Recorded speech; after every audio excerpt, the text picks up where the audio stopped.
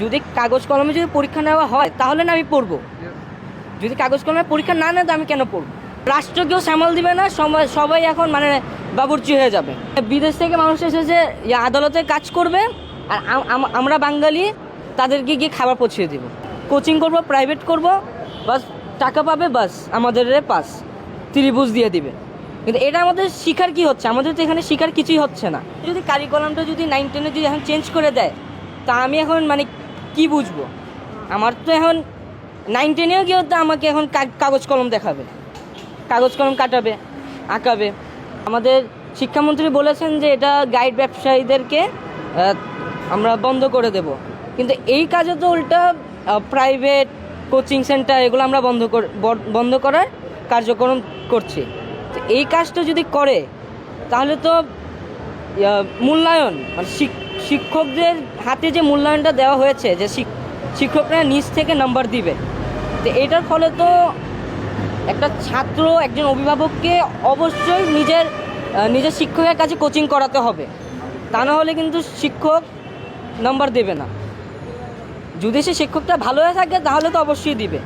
যদি তার মনে যদি কোনো লোভ থাকে বা কিছু থাকে তো সে তো অবশ্যই বলবে যে আমার কোচিংয়ে পড়ো বা টাকা দাও। সে দেখবে না, যেমন ধর্মটাও মূল্যায়নে দিয়ে দিচ্ছে। তো এইটার মধ্যে আমাদের কী হবে? আমরা বই থেকে কিন্তু দূরে সরে যাব। আমরা বই কিছুই পড়বো না, বাস স্যার ম্যাডামদের হাতে কী কোচিং করব, প্রাইভেট করব, বাস টাকা পাবে, বাস আমাদের পাস ত্রিভুজ দিয়ে দিবে।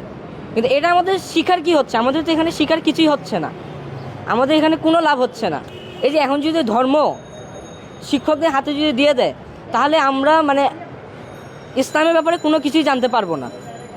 মানে একটা যে সাধারণ যে জ্ঞান সেটাও আমরা জানতে পারবো না যদি এই অবস্থা থাকে।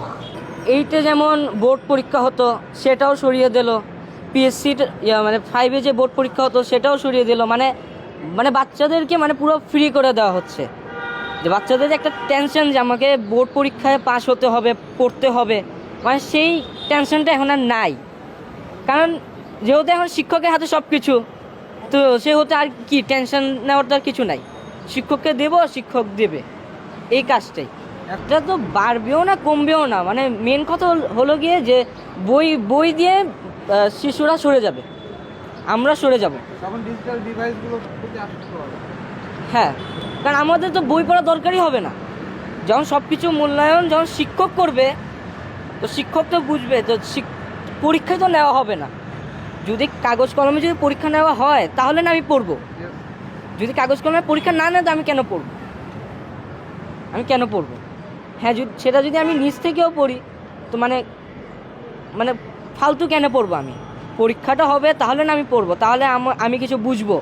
এই যে এখন যেমন 6, 7-এর যেমন নেওয়া হচ্ছে, মানে এটার মধ্যে তো আমরা যেভাবে 6, 7-এ বুঝলাম, পড়লাম, এই সময় 6, 7-এর বাচ্চারা কিছুই বুঝবে না।